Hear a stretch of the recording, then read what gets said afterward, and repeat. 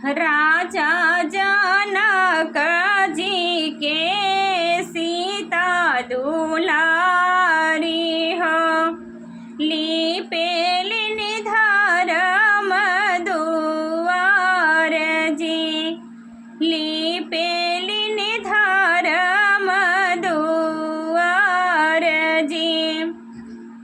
राजा जनक जी के सीता दुलारी हो, लीपेली धर्म दुआर जी।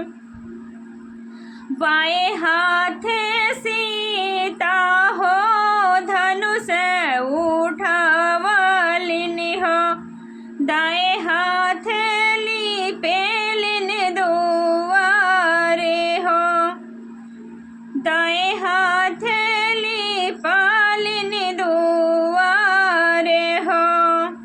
माई ही बाबू तीरथ से लौटल हो, सीता से पूछिए का बात जी।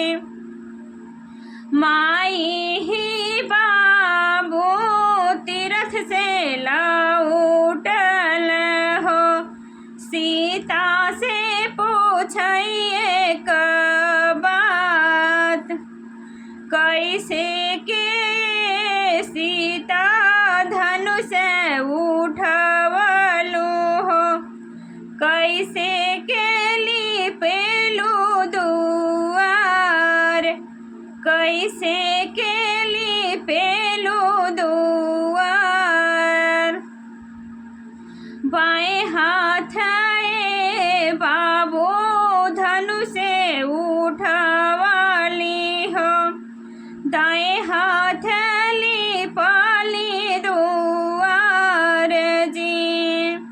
बाएं हाथ बाबू धनुष उठवाली हो, दाएं हाथ लीपाली दुआर जी।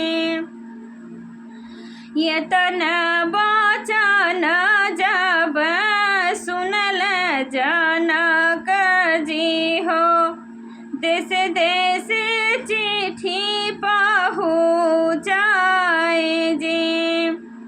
यतनी बचन जब सुनल जनक जी हो, देश देश चिट्ठिया पहुँचाए जी। शिव धनुष जेहि उठाई हिली है हो, सीता बियाही ले जाए, सीता बियाही ले जाए। बड़े बड़े भूप जनकपुर आइल हो, बड़े बड़े भूपत जनकपुर आइल हो, धनुष उठाई नहीं पाए, धनुष उठाई नहीं पाए।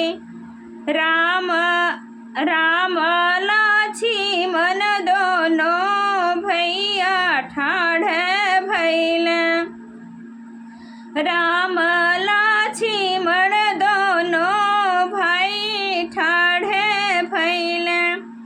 लक्ष्मण पीछे हटी जाए, लक्ष्मण पीछे हटी जाए।